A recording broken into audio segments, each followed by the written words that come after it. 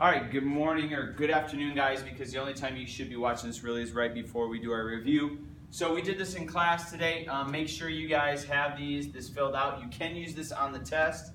And if you have any other additional questions, please make sure you see me before we actually take the test. Okay, so first and foremost, the first thing you want to do is when we're doing this, remember you're going to square this on the inside. So it's going to be 3 to the power of 2, which is 9u squared v squared.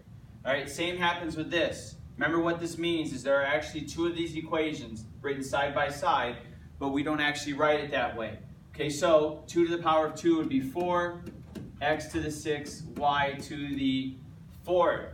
And then when you come along, we had talked about in class today, for some of you guys that are getting confused with this, about shorthand. Some of you guys, the way you guys text nowadays with TBH, SMH, shake, I didn't know what some of those meant until I learned it. So what you guys need to understand is that these exponents are just basically, it's written in shorthand. So for like number 4 here, it's 3 x's, 1, 2, 3. And then it'd be 2 y's, and then it's times a -2 times 2 more x's and 2 more y's. But we don't actually write it all out like that. Instead, we shorthand it and put it into a small note like this. And so what you're going to do though is put it all back together. So for this one right here, it's 4 times -2, which is -8, and then it's m, and then we have 2 plus 4 is 6, and then we have n to the 7th.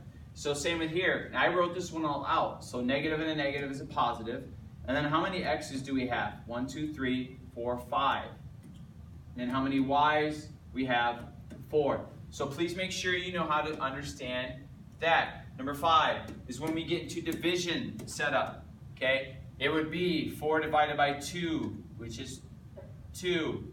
And then this setup is there are 4 u's on top of the equation, and there are 3 on the bottom. Okay, so when you have the 3 on the bottom like this, remember what we talked about. Any number above or below itself divided by itself is actually 1.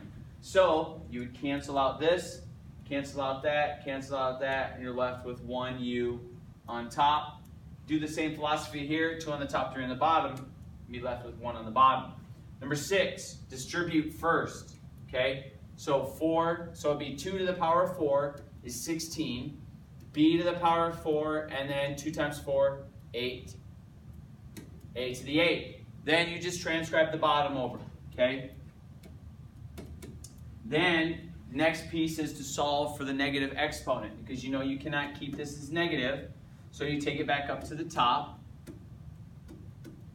And since we know, and I'll write it down just in case. A to the 8th, and then this goes back up to the top, so it's b to the 2nd over a to the 2nd. Now we just combine like terms and finish it off. So on this, we know 16, you can't do anything with it, all right? But b to the 4th, we have 4 and 2, so 4 and 2 more is going to be b to the 6th, okay? And then if you have 8 on the top and 2 on the bottom, it would be 8 minus 2, which equals 6. All right, hopefully you guys understand that. Simple setup is the same as this, okay? 7, distribute x to the 8, y to the -2. Then you have your 2yx to the 3rd. Now you can simply solve it out from there. Okay, when you solve it out, ladies and gentlemen, negative exponent again, you need to drop it down to the bottom.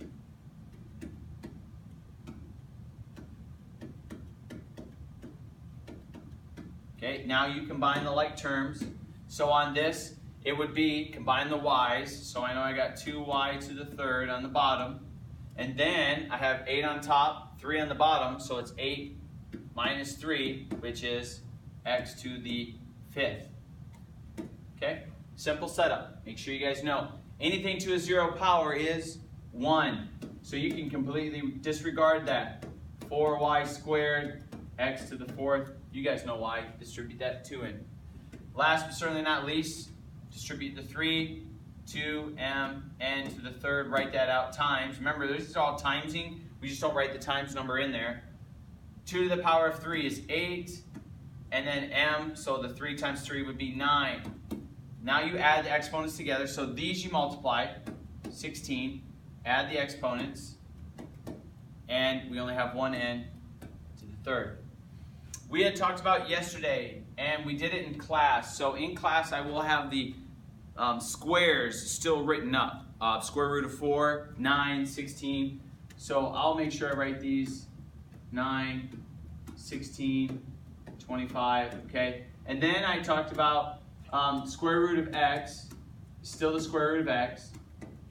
Square root of x squared is x, and square root of x to the third is x, square root of like that, okay? So that's the simple setup behind it. So knowing that, we can look at this. So what number can be divided? That is we're looking for a root number. You would use 4. Okay, so the square root of 4 times the square root of 6 equals the square root of 24.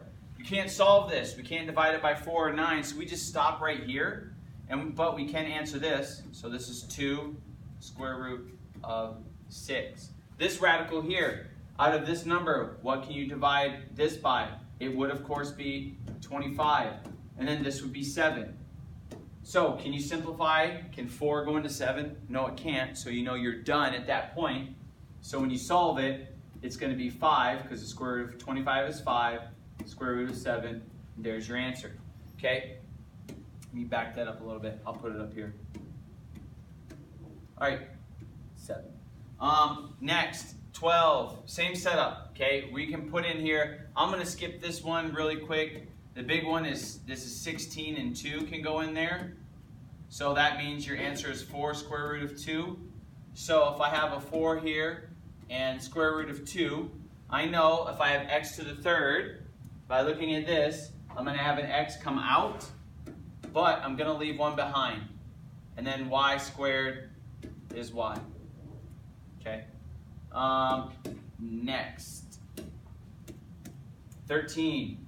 This one would be 25 and 2. Take the square root of both of those, you get 5 square root of 2.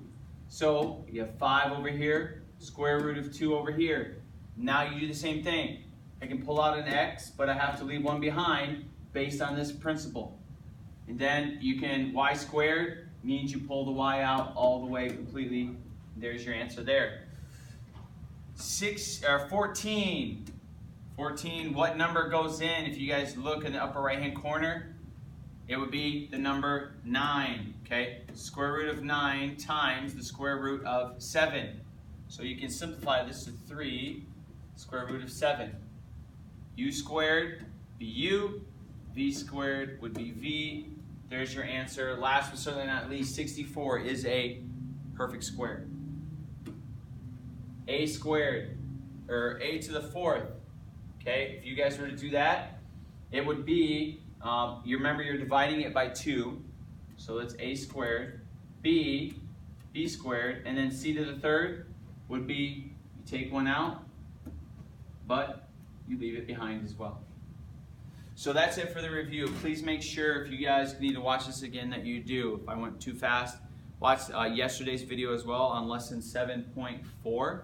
Otherwise, good luck on the test on Friday. It is open notes. Write all this stuff down.